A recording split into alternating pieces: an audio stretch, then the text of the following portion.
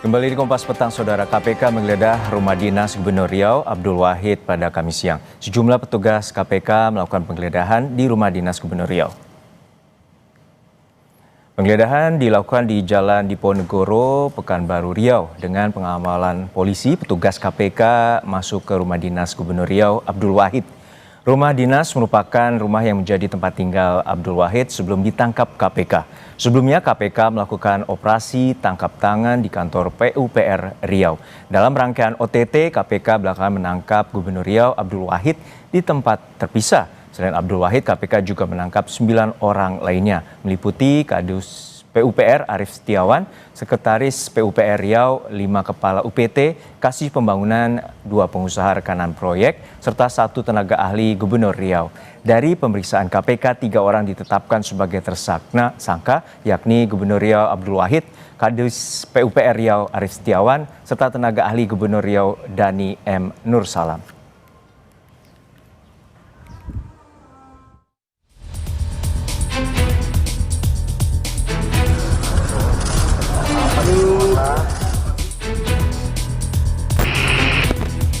OTT KPK yang berlanjut pada penetapan tersangka Gubernur Riau Abdul Wahid membuka tabir perilaku koruptif kepala daerah.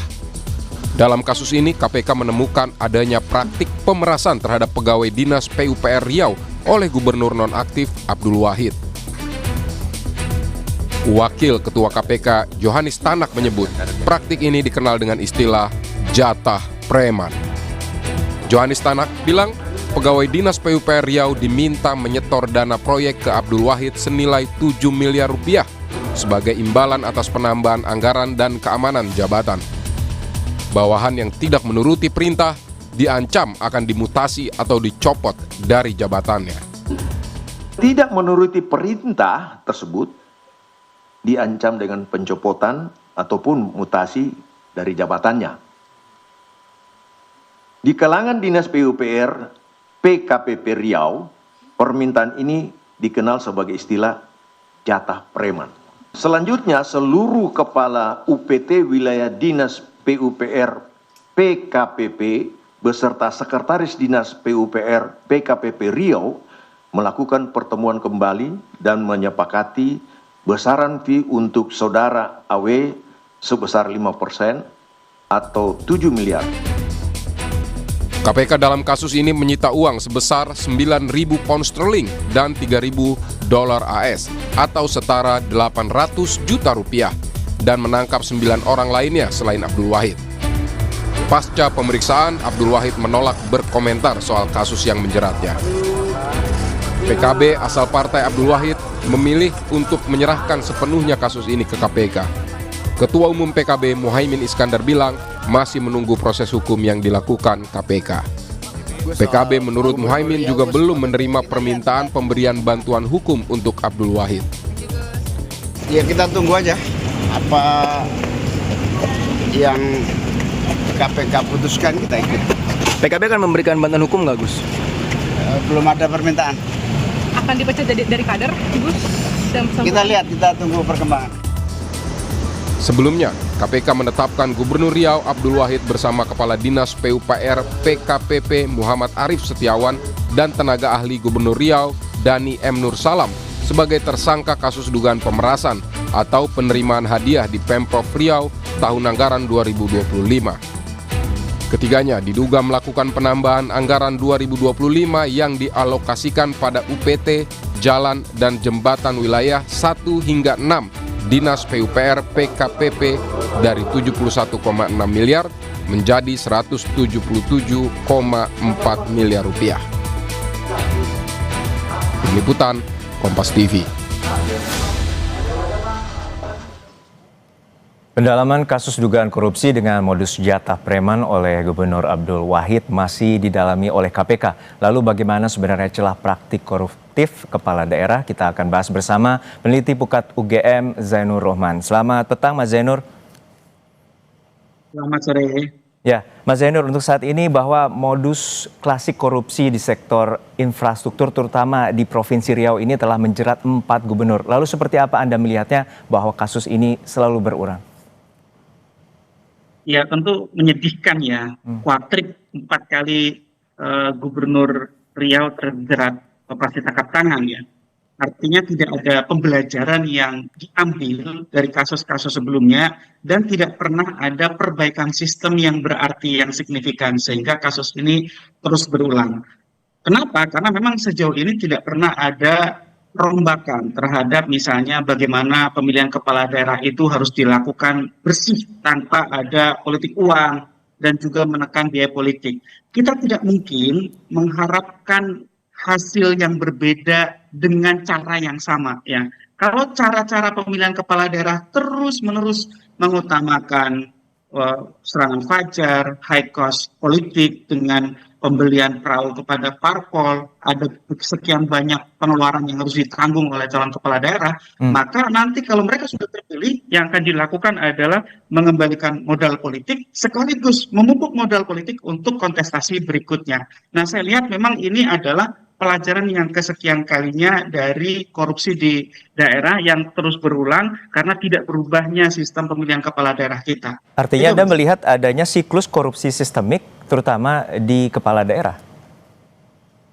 Betul, dan itu kan tidak jauh-jauh ya dari menggunakan kewenangan yang dimiliki oleh kepala daerah untuk mendapatkan keuntungan finansial, antara lain ya menjual paket-paket pengadaan barang dan jasa. Dan infrastruktur ini adalah salah satu sektor yang paling banyak dijual karena anggarannya sangat besar dan mudah untuk mencari orang-orang yang mau untuk membeli paket-paket ini. Mereka itu biasanya adalah para kontraktor, para pemborong, para penyedia barang dan jasa yang memiliki kekuatan finansial yang besar. Yang kedua biasanya tidak jauh-jauh dari menjual kewenangan perizinan.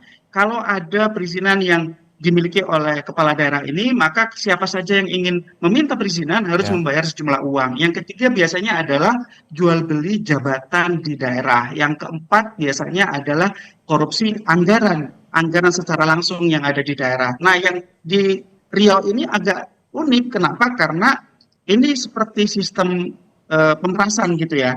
Jadi kepala daerah meminta terlebih dahulu kepada orang-orang di PUPR untuk mengumpulkan uang. Dan nanti Mas, dari korupsi ini akan terjadi korupsi berikutnya. Korupsi akan menimbulkan korupsi yang baru. Kenapa? Karena kan mereka ini mengumpulkan uang dari berbagai sumber. Sehingga nantinya mereka harus menutup ya uang-uang yang sudah diberikan kepada kepala daerah dan orang-orangnya ini. Dengan cara apa?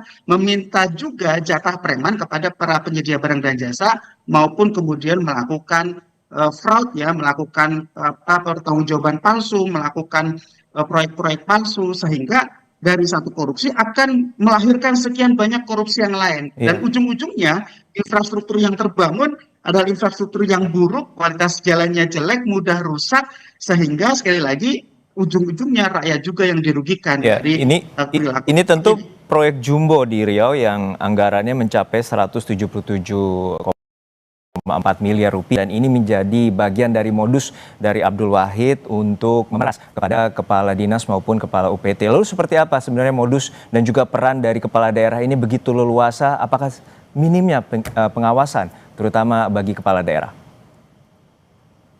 Ya kalau kita lihat sebenarnya kan ada perbandingannya juga ya. Sesama provinsi di Sumatera, sebelum ini ada PUPR Sumatera Utara. Saat ini PUPR Provinsi Riau.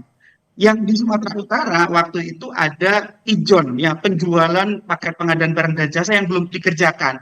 Di situ ada tinjauan oleh Gubernur Sumatera Utara waktu itu Bobi dengan orang dinas PUPR yaitu kepala dinasnya Topan meninjau lokasi, kemudian si Topan ini menerima pemberian. Nah, sedangkan di Riau perbedaannya adalah kepala daerahnya yang langsung minta kepada PUPR untuk memberikan sejumlah uang sehingga dinas PUPR ini mencari sumber uangnya dari berbagai cara gitu ya, termasuk kemudian mereka harus menggadekan barang miliknya dan seterusnya. Nah, kenapa ini terus-menerus terjadi? Ya betul sekali, tidak ada pengawasan ya. Kepala daerah ini kan orang tertinggi di daerah, tidak ada pengawasan terhadap mereka. Ya, inspektorat di daerah itu tumpul tidak mampu melakukan pengawasan kalau yang menjadi sumber masalahnya adalah kepala daerahnya. Sehingga yang terjadi adalah pengawasan secara represif, yaitu oleh aparat penegak hukum. Biasanya ini hasil dari penyadapan. Ketika ada informasi yang diperoleh dari masyarakat mengenai akan terjadinya transaksi korupsi,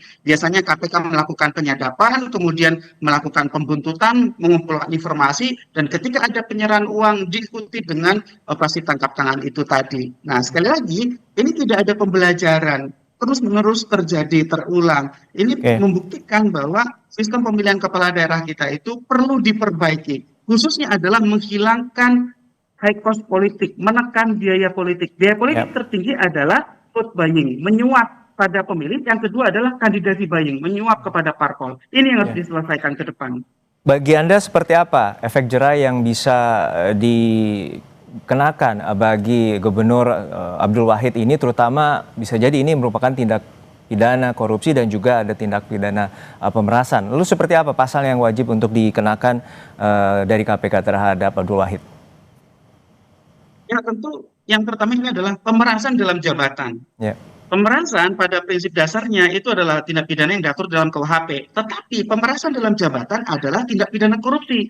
Sehingga nanti KPK harus mengenakan terhadap Gubernur Riau ini pasal pemerasan dalam jabatan yang itu merupakan tindak pidana korupsi. Yang kedua, harus juga dibongkar kemungkinan terjadinya pemerasan atau penerimaan suap atau gratifikasi di kasus-kasus sebelumnya. Biasanya orang pejabat kena OTT itu setelah melakukan kejahatan yang kesekian kali, sehingga KPK perlu bongkar, perlu review juga proyek-proyek yang lain atau ketika yang bersangkutan menjabat di tempat-tempat sebelumnya. Yang ketiga, harapannya ke depan ini juga bisa dilakukan penjeraan dengan mengembalikan kerugian negara. Ya, semua proyek-proyek yang sudah dicuri ini harus dikembalikan kepada negara. Yang kedua, harus dicabut nanti hak politiknya agar mereka ini tidak lagi bisa menduduki jabatan politik setidaknya untuk jangka waktu 5 tahun. Itu. Baik, kita terus cermati bagaimana pengusutan tuntas oleh KPK terkait dengan kasus korupsi yang menjerat Gubernur Riau Abdul Wahid. Terima kasih atas perspektif Anda, Mas Zainur Rahman, peneliti Pukat UGM telah berbagi bersama kami di Kompas Petang.